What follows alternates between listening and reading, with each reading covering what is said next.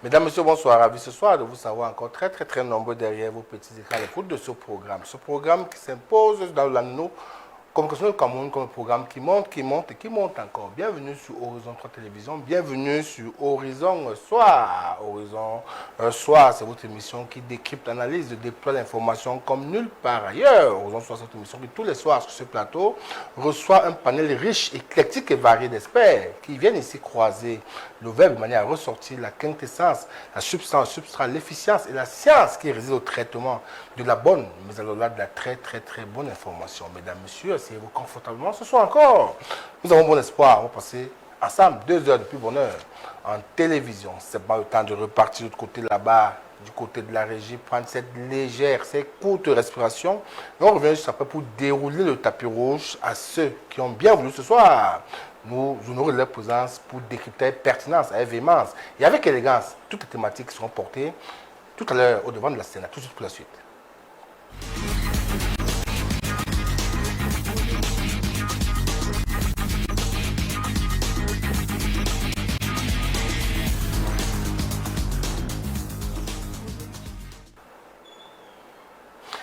Voilà, de retour sur de l'émission Horizon Soir de ce soir. Nous nous sentons véritablement heureux, honorés de vous savoir très nombreux derrière vos petits écrans. Pour ceux qui nous prennent en relais pour la première fois, vous êtes sur Horizon Soir, c'est votre vespérale qui s'invite chez vous tous les jours, espace horaire 18h30, 20h50.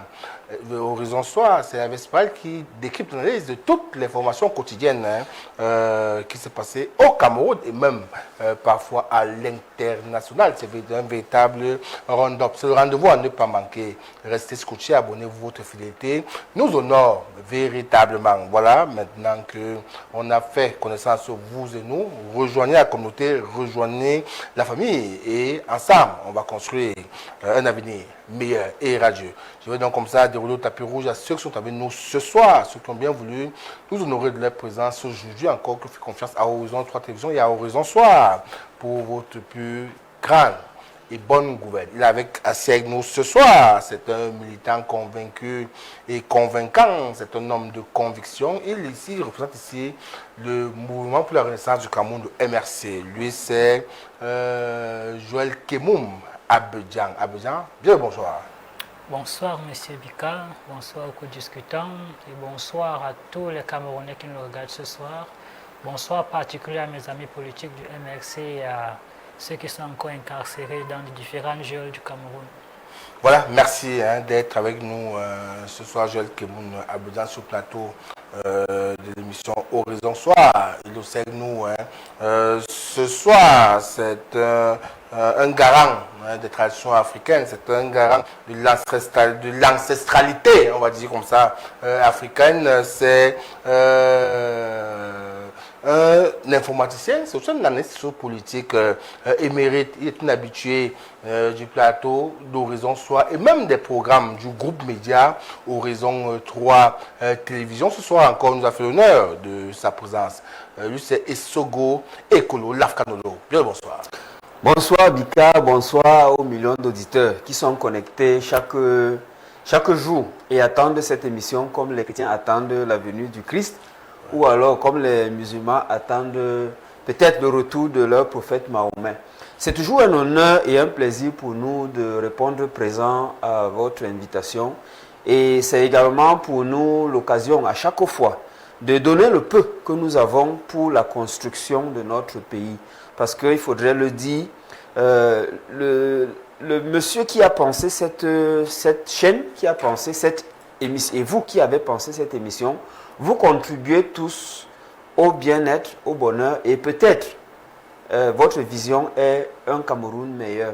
Et c'est pour ce Cameroun meilleur que nous travaillons. Rassurez-vous, c'est pas peut-être, on travaille pour un Cameroun meilleur. Au quotidien, chacun à son niveau pose sa pierre à l'édifice, comme tout le monde d'ailleurs sur ce plateau, autant que Jacques-Léon Saono, jusqu'à nous ce soir. Jacques-Léon Saono, bien le bonsoir. Bonsoir Bertrand, bonsoir aux co-discutants du soir, bonsoir aux millions de téléspectateurs de Horizon 3 Télévision. merci de m'associer encore à la réflexion de Horizon Soir de ce soir. Voilà, merci d'être avec nous ce soir sur notre télévision. Je vais présenter le dernier et non des moines. Il est avec nous sur ce plateau. Un homme politique de talent, de grand talent, c'est un visionnaire. Il entend présider la destinée du Cameroun un jour. C'est un président de parti politique et en même temps il est sénateur junior au Cameroun pour un parti politique. C'est pour dire que il trace son sillon avec magnanimité dans le champ politique camerounais. Il commence à être un habitué des plateaux de l'émission Horizon Soir. C'est Anissé Nanga, président national du Front. Bien le bonsoir.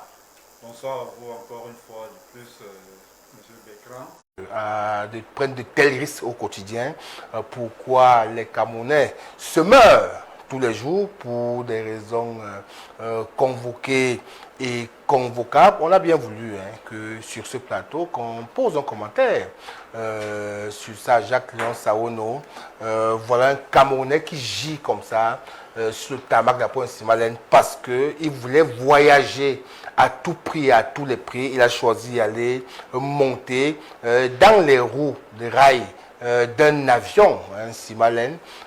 Au décollage, il est tombé et il est mort. Qu'est-ce qui peut pousser les Camerounais, les jeunes, à de telles extrémités, Jacques Léon Saono? Perdre la vie comme ça. Je crois que chaque Camerounais qui vit dans le contexte camerounais ne devrait pas être surpris par de telles images. On commence à être habitué. Beaucoup plus pour la jeunesse. Lorsque vous êtes dans un pays où c'est presque 3% de la population qui gouverne depuis 42 ans maintenant. C'est-à-dire, M. Biya et ses amis, ils ont tous 80 ans, 90 ans, 70 ans. C'est eux qui gouvernent le Cameroun. Donc la jeunesse ne trouve pas sa place dans ce contexte-là. Donc ce n'est pas pour justifier, mais je dis quand même, il y a des motivations qui peuvent pousser la jeunesse à atteindre de telles extrémités. Et je crois que c'est même une fatalité. À un moment donné, on commence même à imaginer que c'est un risque de vivre dans le contexte. Eldorado, c'est-à-dire, c'est des gens qui ont compris que dans ce pays qu'on appelle Cameroun, la jeunesse n'a pas le droit de citer. Donc, vraiment, la jeunesse n'est pas une priorité pour nos gouvernants.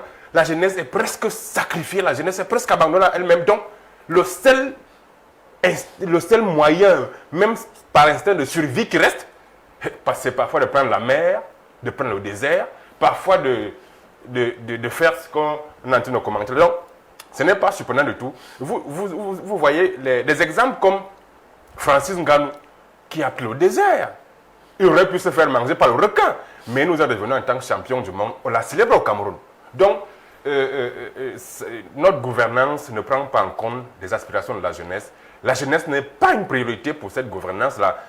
Mais on est tout le temps embaumé par des discours politiques comme la transition générationnelle. On ne sait pas d'où elle est, à quel niveau elle se trouve actuellement.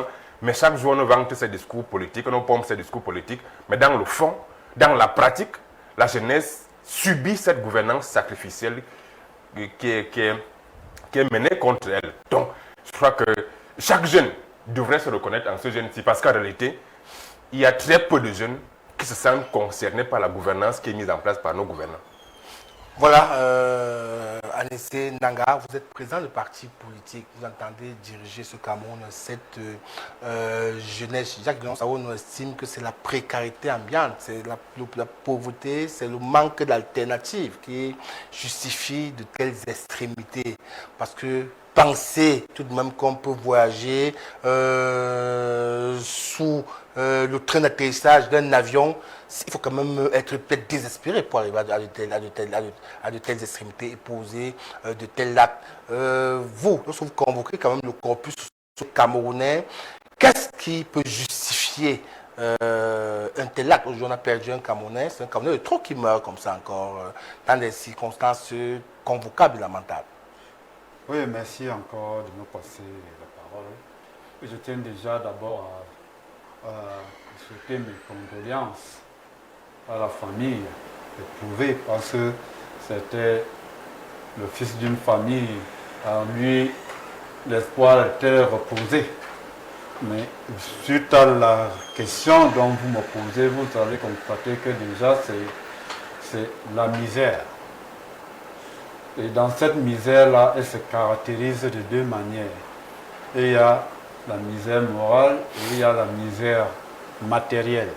Et lorsque les deux sont conjoints, nous pouvons qu'accuser le système de gouvernance qui nous tient aujourd'hui parce que la jeunesse ne voit pas de l'avenir, la jeunesse ne voit pas l'horizon. Si bien qu'à un moment donné, il faudrait bien poser des bases de l'aventure, à laquelle ces aventures finissent toujours périlleuses.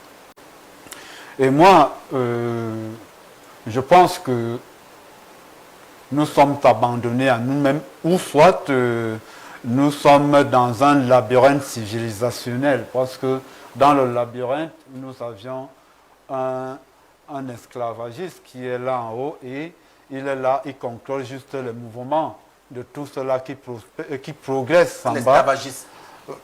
Non, c'est juste une allocution, c'est pas pour... Vous appelez qu'esclavagiste?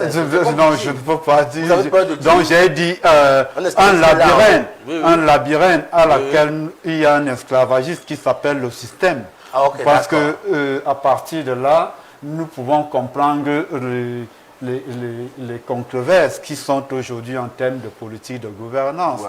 Parce qu'elles ne profitent pas aux Camerounais, elles profitent à une certaine petite minorité qui a créé des écarts entre la population, la société et le développement du pays en lui-même. Donc, si bien qu'aujourd'hui, moi, par exemple, dans ma vision de faire les choses, je pense que nous devons plus mettre de l'accent sur la jeunesse parce que c'est elle qui est la relève nationale d'un pays, c'est elle qui constitue le PNB.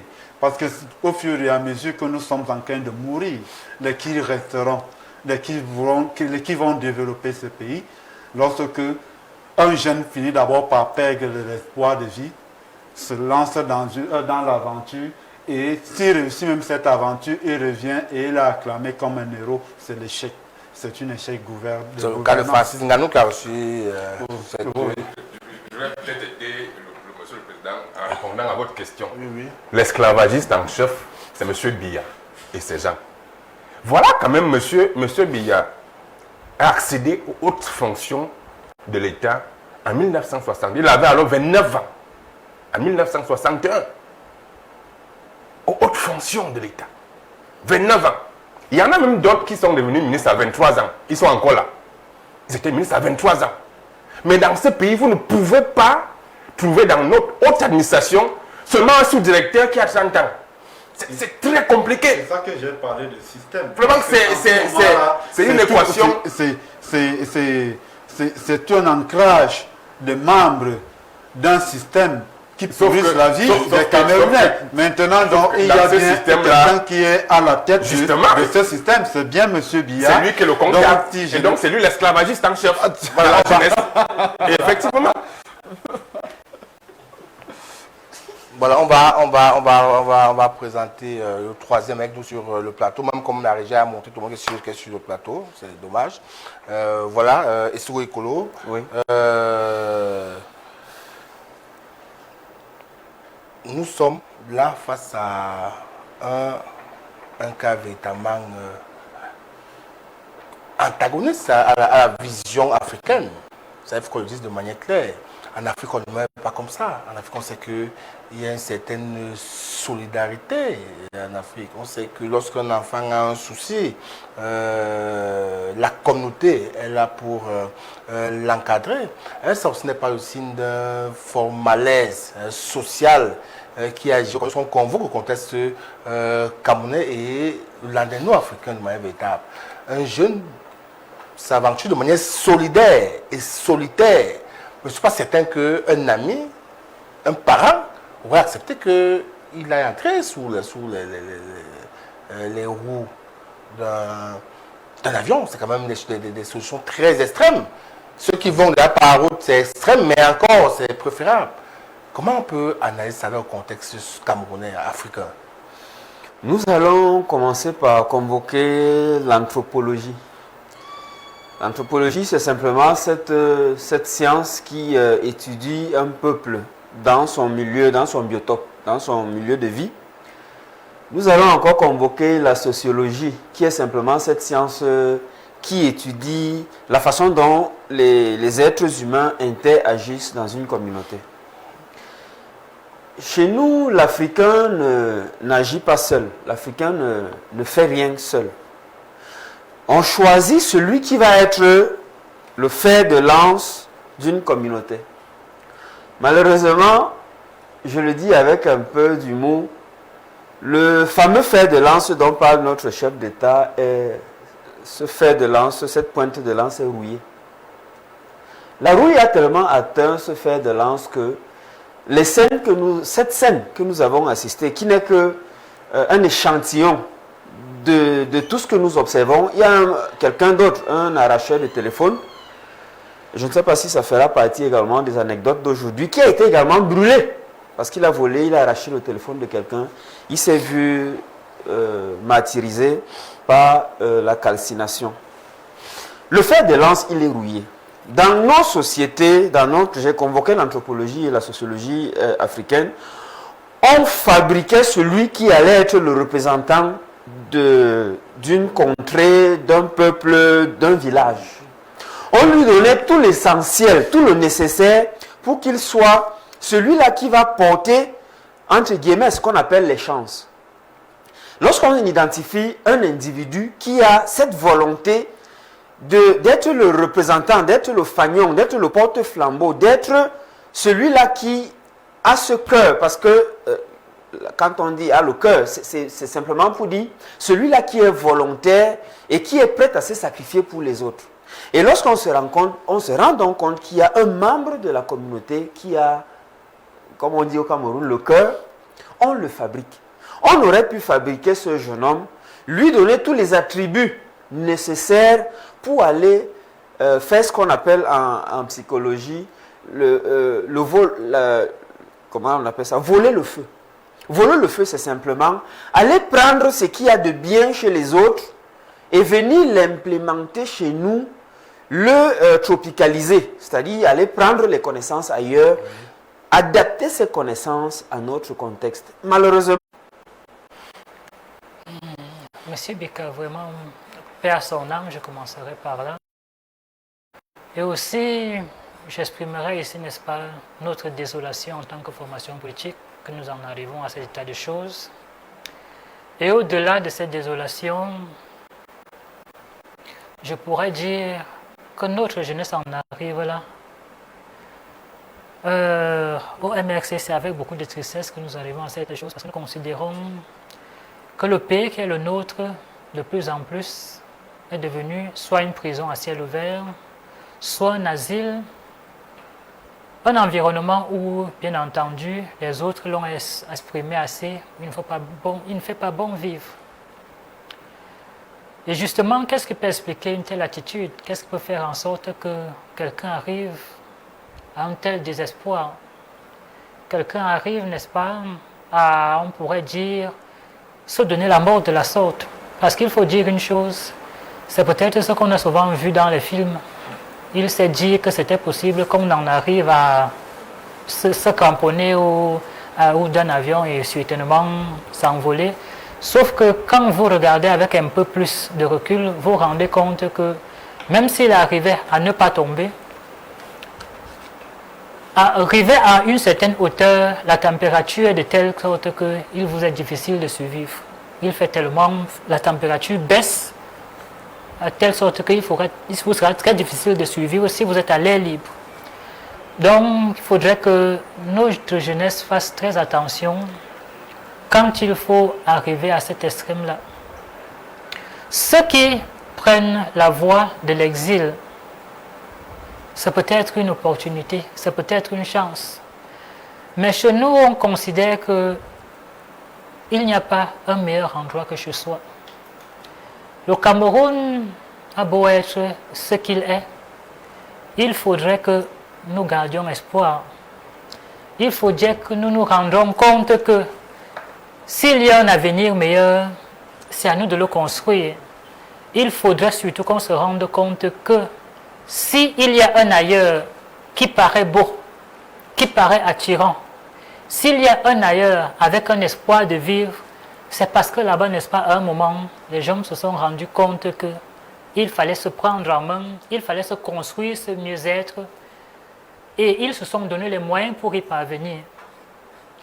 Et nous, aujourd'hui, en tant que jeunes, nous sommes engagés en politique, pas parce que nous ne rêvons pas d'un mieux-être ailleurs, pas parce que nous n'avons pas la possibilité d'aller aussi ailleurs, nous ne pouvons pas nous donner cette opportunité-là.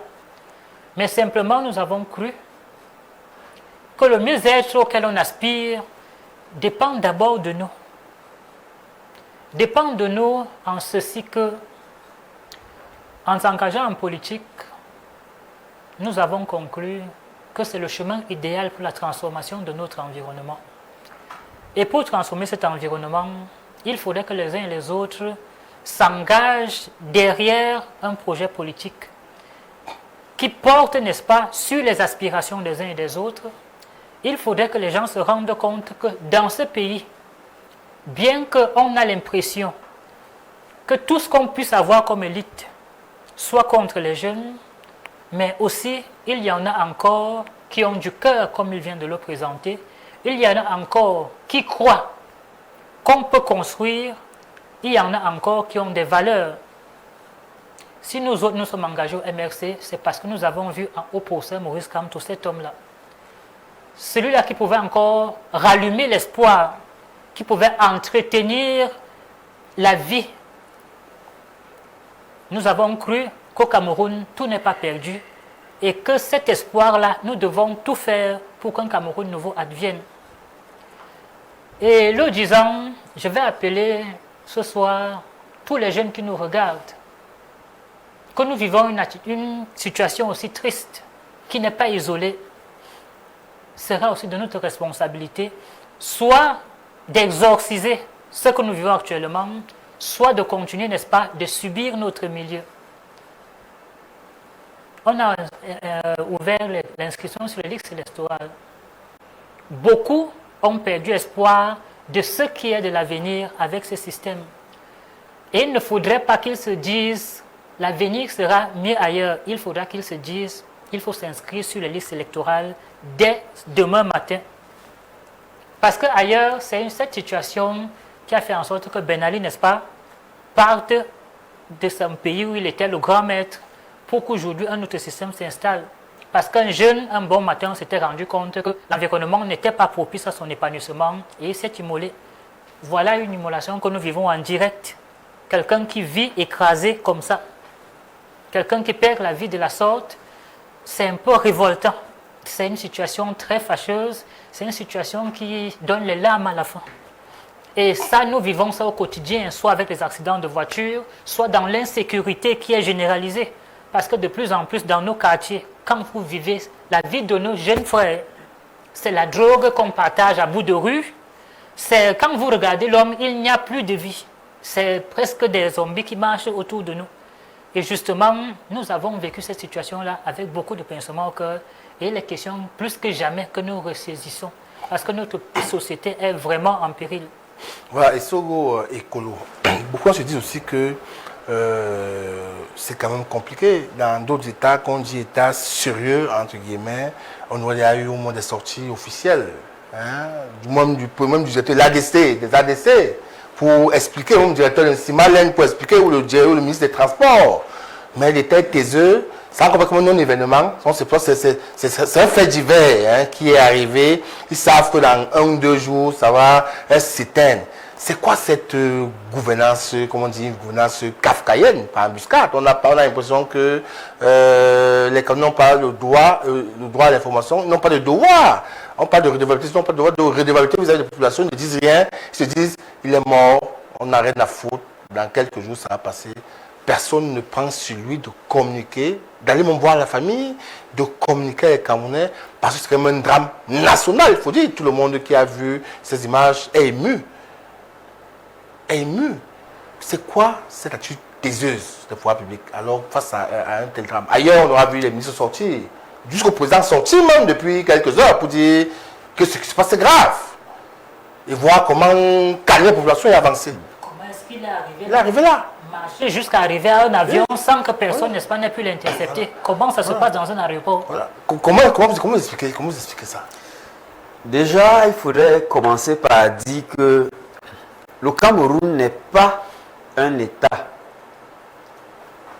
Je le dis pour une deuxième fois, le Cameroun n'est pas un État. Ce territoire sur lequel nous vivons deviendra un État lorsque notre nom, c'est nous-mêmes qui allons choisir un nom. Tant que notre nom vient de Rio dos Camaroes, donné par les Portugais, nous ne serons pas un État. Commençons par être un État. Qu'est-ce qui peut expliquer ça? C'est le choix des hommes qui sont à la tête de ce territoire. Je ne peux pas appeler le Cameroun État. Ce territoire sur lequel nous vivons, c'est le choix des hommes. Vous avez convoqué ADC. Qui est là-bas? Quelles sont ses compétences? Sur quelle base est-ce qu'il a été recruté comme directeur général des ADC? Vous convoquez, vous me demandez qu'est-ce qui peut expliquer? Il y a un ministre des Transports. Le président du Cameroun qui je sentais concerné. Nous vivons sur un bout de terre. Il y a un sous-préfet d'un fou, c'est pas quoi, ça dépend d'un fou là. Il y a un tellement d'autorités qui peuvent agir, il y a un procureur d'habit du côté d'un fou. Il y a peuvent se saisir et agir. Personne ne peut agir, personne ne peut réagir parce que il n'y a personne de compétent et il n'y a personne qui comprend quoi que ce soit. Lorsqu'il y a eu un mort avec cette tragédie, il fallait déjà faire venir ceux qui sont responsables des traditions. On sait très bien que une personne qui meurt tragiquement comme ça, c'est entre guillemets ce qu'on peut appeler la malchance qui est attirée déjà à cet endroit où cette personne est décédée, le tarmac, et dans cette partie du Cameroun, Yaoundé et Simalène. Est-ce qu'on a fait venir les autorités traditionnelles pour laver de manière traditionnelle, de manière anthropologique, de manière mystique cet endroit? Qu'est-ce qui a été fait? Est-ce qu'on a rencontré la famille de cette personne? On aurait déjà eu, ce même jour, il devait déjà y avoir des interviews et convoquer des techniciens pour essayer d'expliquer et de comprendre qu'est-ce qui s'est passé qu'un jeune homme se retrouve dans pratiquement le rail des roues d'un avion. Qu'est-ce qu'ils attendent pour se prononcer? On devait convoquer simplement un comité de crise et dans ce comité, il y aurait justement les responsables de l'aéroport, le chef même du village, vous avez parlé de maire, de sous-préfet. Tous devaient déjà être là et à présent, nous sommes à pratiquement 19 heures. Rien n'a encore été dit, rien n'a encore été fait. Donc, on ne va pas épiloguer longtemps dessus. Nous allons simplement dire que si la jeunesse, qui est censée être ce sur qui devrait reposer la suite, l'avenir de ce pays, se suicide, parce que ça c'est pratiquement un suicide, ça c'est une immolation. Si un jeune homme va s'immoler à l'aéroport, peut-être son acte devrait amener un choc au niveau de la conscience collective camerounaise. Mais la question que nous nous posons, c'est de savoir, est-ce que les hommes qui dirigent cette nation ont une conscience? Voilà, est-ce qu'ils ont une conscience? Ça nous permet de lire un message d'un testateur qui est arrivé dans notre plateforme. Il dit, voilà un incident très grave qui suscite des interrogations. Où est le responsable de la tour de contrôle? Comment ce garçon a-t-il pu traverser trois barrières? À quel moment il s'est introduit sur le rail d'atterrissage? Cela veut tout simplement dire que les ADC et les autres ne font pas bien leur travail. Vous convenez avec moi qu'un individu pouvait planifier la destruction des centaines de passagers en déposant une bombe. À mon avis, une enquête devrait s'imposer pour voir clair. Dans cette situation, c'est Jean Nemba qui nous envoie ce message.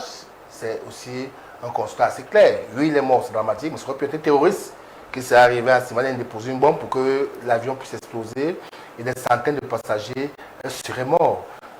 On touche quand même comme la porosité de l'aéroport Simalène. On peut accéder à l'aéroport Simalène avec autant de barrages, avec tout ce qu'on peut imaginer, du moins tout ce qu'on pensait qu'il y avait comme cadrage sécuritaire. Et se retrouver dans le rail d'un avion. Ça veut montrer qu'on est un aéroport insécurisé. Oui, ça convoque le système de sécurité de nos aéroports. C'est vrai que, vous savez, nous sommes dans un pays où il y a quelques vies qui comptent. Vraiment, si ça avait été M. Biya qui se déplaçait, on allait voir la GP partout, on allait bloquer les routes. Donc, il y a quelques vies comme ça qui comptent. Il y a la vie de M. Biya, ces gens qui comptent. Le reste, ils s'en foutent. Si ça avait été un avion qui portait un ministre, ou alors un président de quelque chose, du Sénat, on ne sait pas trop, ces gens ne pouvaient même pas approcher des 100 mètres de l'avion. Mais comme c'est un avion qui devait porter monsieur tout le monde, alors on s'en fout. Le jeune homme peut se retrouver là, ce n'est pas un gros problème. Donc nous sommes fatalement arrivés à ce niveau où il y a quelques vies qui comptent. La vie de tout le monde ne compte pas. Donc vous voyez, lorsqu'il s'agit d'un voyage qui concerne M. Biya ou quelqu'un de ses amis là, vraiment c'est la sécurité y est. On bloque les routes partout, vraiment on sent qu'il y a une sécurité. Mais comme c'est un avion qui devait porter tout le monde, on s'en fout. Donc il faut questionner aussi le système de sécurité de nos aéroports. Est-ce que vous savez aussi que l'aéroport, c'est la porte d'entrée et de sortie d'un pays. Et des images comme celle-ci peuvent, à l'échelle internationale, interpeller l'État du Cameroun dans son système de sécurité. Des gens qui veulent venir au Cameroun, les touristes par exemple, qui veulent venir au Cameroun, lorsqu'ils voient des images comme ça, ils se disent, ah, lorsqu'on va au Cameroun, on n'est pas en sécurité.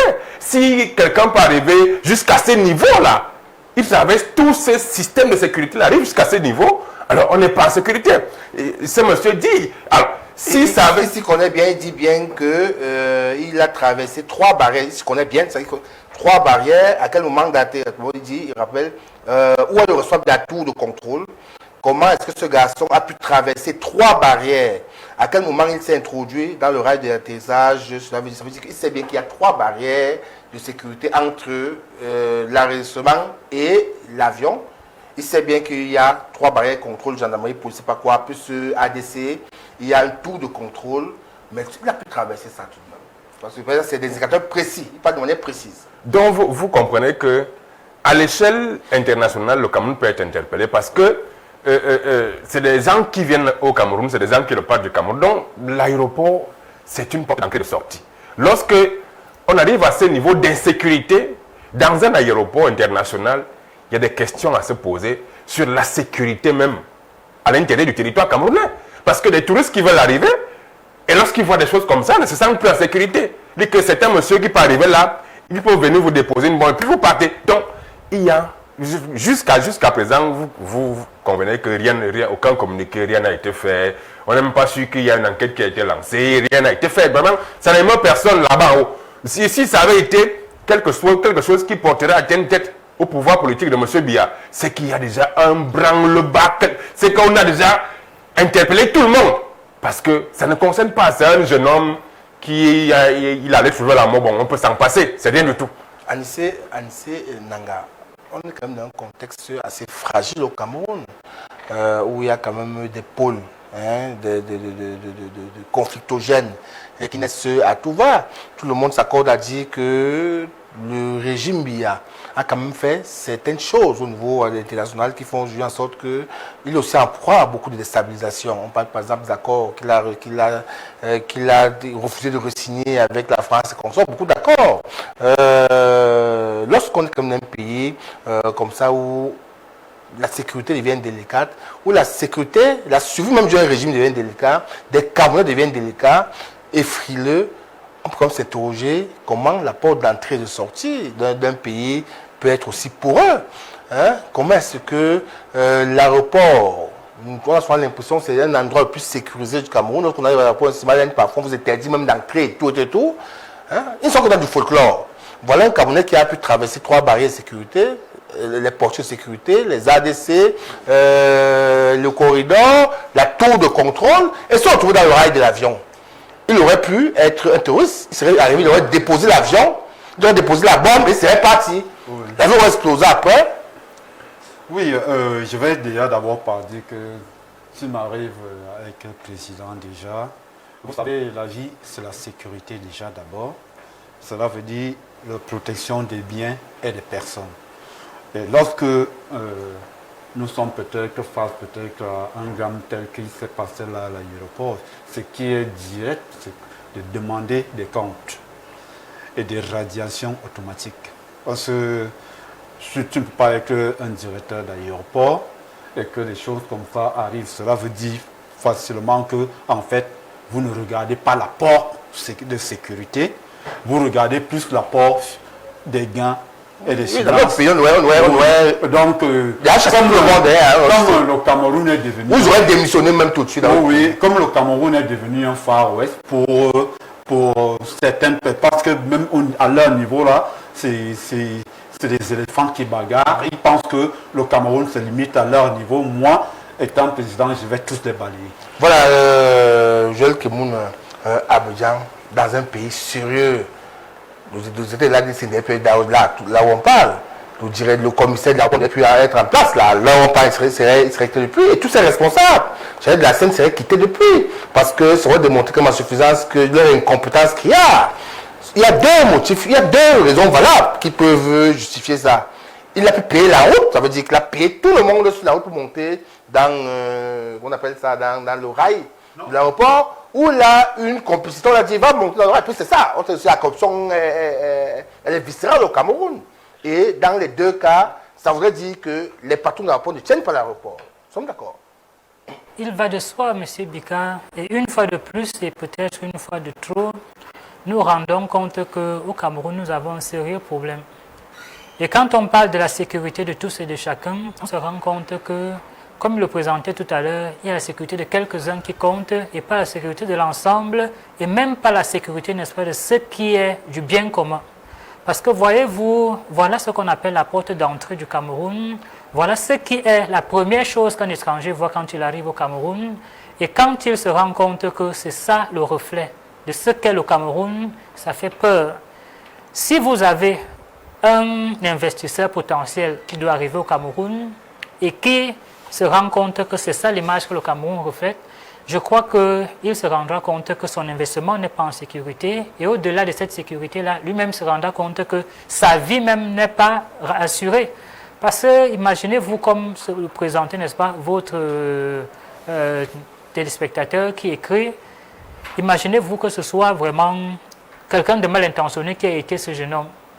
Il aurait pu faire tout ce qu'il avait à faire, même s'il perdait la vie, et ça a emporté aussi l'image du Cameroun avec. Donc, il est question que ceux qui ont encore la chance d'être là et qui dirigent le Cameroun, pour une fois se rendent compte que peut-être ils ont assez pour pouvoir partir le moment venu. Parce que dans tous les cas, ça va finir par arriver ce moment-là. Où il faudra que les uns et les autres, n'est-ce pas, rendent compte. Et quand il faudra que les uns et les autres rendent compte, bien entendu, vous avez interpellé les responsables directs, le commissaire de l'aéroport, les commandants, le directeur général, pour qu'ils expliquent comment est-ce que ça a pu arriver. Est-ce un agent de l'aéroport qui voulait partir? Est-ce quelqu'un qui avait des complicités qui est parti? Comment est-ce qu'il est arrivé là? Par les valises qu'on transporte pour mettre dans la soute de l'avion, comment ça s'est passé? Il faudrait bien... Je crois que dans l'aéroport, il y a quand même un certain cadrage de ce qui est des caméras. Ouais, et donc, il a jonglé toute cette sécurité-là pour en arriver là. Il faudrait qu'il soit introduit dans le système de sécurité pour que ça arrive aussi facilement. Monsieur Bika, vous allez voir que dans la vidéo, apparemment, ce jeune homme avait un gilet.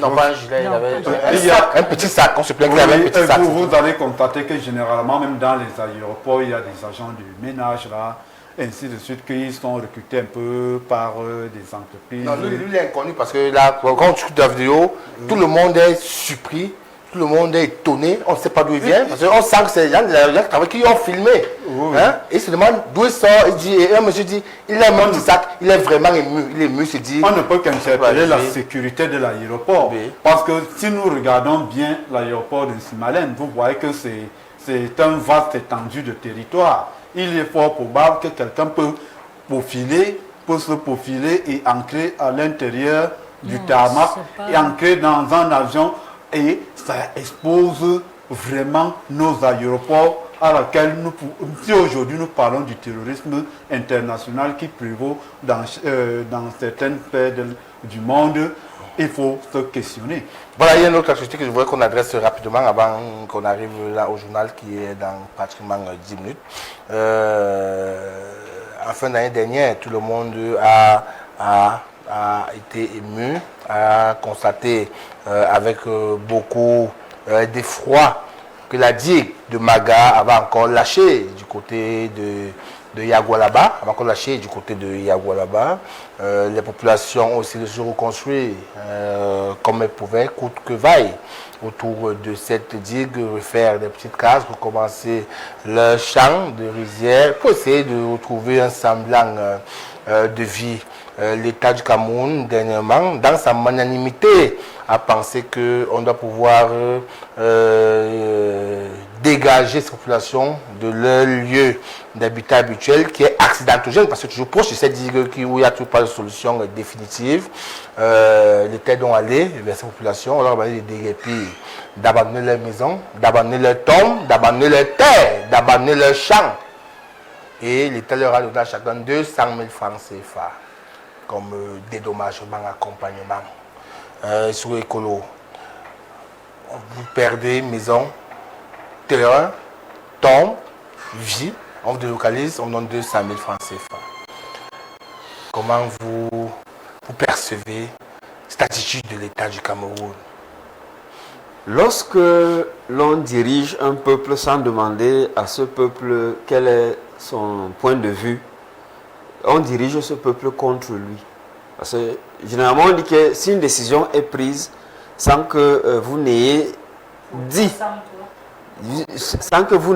ce que vous pensez, cette solution, cette pseudo-solution qui aurait été trouvée contre vous. 200 000 représente quoi? Je crois qu'on va aborder tout à l'heure le thème de la vie chère. 200 000 ne représente même pas le salaire d'un enseignant. C'est 200, au moins 10 000. Un mois. Et lorsqu'on donne à une personne qui a perdu son biotope, dans le biotope, vous avez cité les tombes, vous avez cité la maison, vous avez cité même les habitudes endogènes. Parce qu'on est caractérisé par son mode de vie. C'est le mode de vie qui fait la tradition. Quand on vous déracine de votre tradition, quand on vous déracine de votre vie, 200 000 va servir à quoi? À construire une maison. Combien coûte le matériau de construction? Ça coûte combien? Sur quelle base est-ce qu'ils ont fixé 200 000 francs? 200 000 francs représentent quoi? Ces gens sont des éleveurs, ces gens sont des cultivateurs. Même un bœuf ne coûte pas 200 000 francs. Ça veut dire qu'on réduit la vie et on résume la vie d'un individu à 200 000 francs, qui est moins que le prix d'un bœuf. Moins que le prix d'un bœuf. C'est quand même extraordinaire. Les décisions qui sont prises dans ce pays, c'est même pas un pays, sur ce territoire où nous vivons, ces décisions, ces gens, on se demande, est-ce qu'ils sortent d'une autre planète? Ou alors, ce sont des gens qu'on a commissionnés. On leur a simplement dit, on a besoin de quelqu'un qui va occuper une fonction. Puisque vous êtes disponible, vous n'avez rien à faire, allez occuper cette fonction, battez-vous comme vous pouvez. Dans tous les cas, vous n'aurez de compte à rendre à personne. On ne rend pas compte dans cette nation. Et on ne prévoit rien. Quand on chasse ces gens, on leur demande d'aller où? Ils vont où? Est-ce qu'on a fait tout un plan? Est-ce qu'on a programmé une délocalisation? Quand on remet à quelqu'un 200 000 francs en main, sachant que ces 200 000 francs peuvent être volés, cet argent peut être perdu et encore, on remet 200 000 francs peut-être à quelqu'un qui n'a jamais eu 200 000 francs en main. Et lorsque vous lui remettez 200 000 francs en main, c'est pour qu'il fasse quoi de ça? Voilà, on va d'accord nous. 200 000 francs CFA pour une personne qui a tout perdu dans sa vie. On n'a pas dit qu'ils avaient faim, on a donné ça pour manger. C'est qu'on les dédommage et on les demande de s'installer ailleurs après avoir été victimes de la digue qui a lâché, où ils ont perdu champ, ils ont perdu famille. Et aujourd'hui, on demande de quitter leur sol, quitter leur maison, se délocaliser. Et l'État dit, on leur donne 200 000 avec les roues, les gabas et les brouettes. On dit, allez vous battre avec ça. L'État dit, on les a accompagnés de manière sérieuse. Mais je crois que c'est une grosse moquerie. Nos frères de cette partie du Cameroun ne devraient plus se laisser faire passer pour ça. Vraiment, s'ils continuent de se laisser faire passer pour ça, ça veut dire qu'eux-mêmes, ils ne se prennent pas au sérieux. Vraiment, il faut être sérieux. Et parfois, on ne va pas continuer de, chaque jour, de vous prendre pour ce que vous n'êtes pas et vous acceptez tout le temps que vous soyez pris pour ce que vous n'êtes pas. Donc, je crois que c'est une moquerie de Cronos. Vous avez dit au départ de votre question la magnanimité de l'État, mais j'ai failli sauter. Parce que c'est ça qu'ils disent, la magnanimité. Justement. Hein? Parce qu'en réalité, la magnanimité donne 200 000 francs. Voilà. Parce qu'en réalité, une dit qui n'a pas été construite par l'État, une dit qui a été promise depuis 2012, qui jusqu'ici n'a pas été construite. Il y a un accident qui est arrivé. Et pourtant, c'est un devoir également de l'État de construire les infrastructures de base, routes, écoles, tout ce qui va avec. Mais si l'État n'arrive pas à le faire, qu'il survient un accident, qui est censé en assumer la charge, on parle de magnanimité, dans quel sens? Donc, je crois qu'il faut être sérieux. Et moi, je m'adresse toujours à nos frères de cette partie du Cameroun. Vous savez, lorsque M. Biya est arrivé, il a dit qu'il a créé cette région-là, il a commencé à appeler sa fille aînée du renouveau. Donc, il faut à un moment donné que nos frères de cette partie du Cameroun comprennent que lorsqu'on a une fille aînée de quelqu'un, on est censé être choyé, on est censé être chouchouté.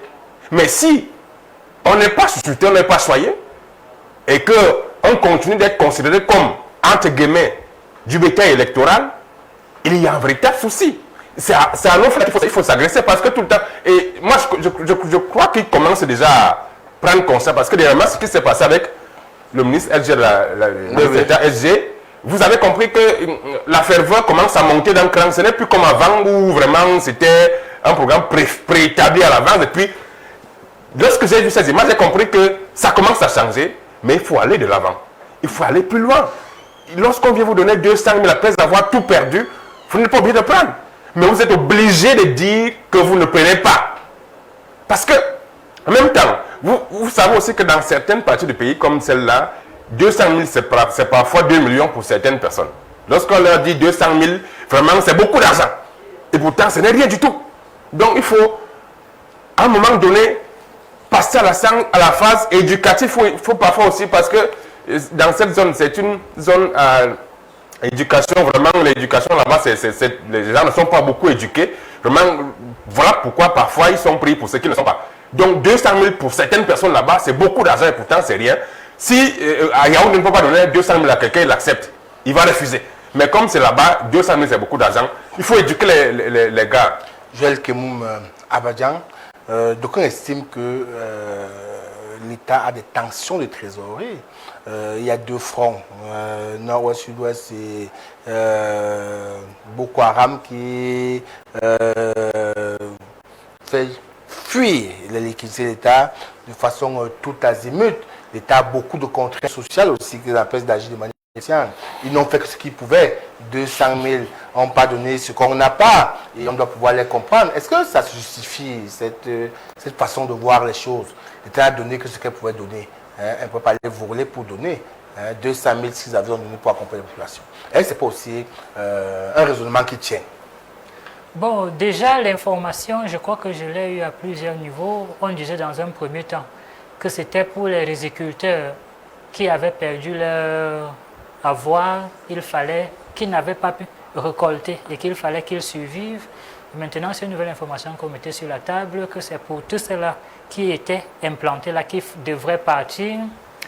Et pourtant, quand on parle de cette digue, c'est une vieille histoire. Cette digue aurait été construite, reconstruite depuis pour éviter ces inondations-là.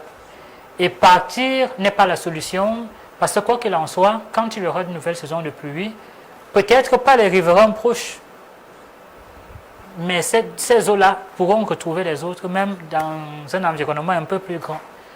Parce que quand il y aura la brousse qui va s'implanter et que l'eau ne peut plus circuler normalement, certainement, elle va plus s'étendre et ce ne sera pas de bon ton pour tout ce qui vit à ce niveau-là. Maintenant, parlons de ce que vous assimilez à la magnanimité, puisque dorénavant au Cameroun, le chef d'État nous fait don de notre argent. Disons que bon, c'est un vocabulaire déjà qui ne sied pas en République. Et au-delà, il faudrait déjà que nous sachions nous désolidariser de cette façon de faire. Voilà, on va revenir après à vous, juste après. On va autant de retrouver Romaïque Noifeu au 19h30 d'Horizon 3 Télévision. Et juste après, on se retrouve avec nos panélistes pour continuer à adresser avec pertinence et avec véhémence sur les thématiques posées sur la table. Tout de suite pour la suite.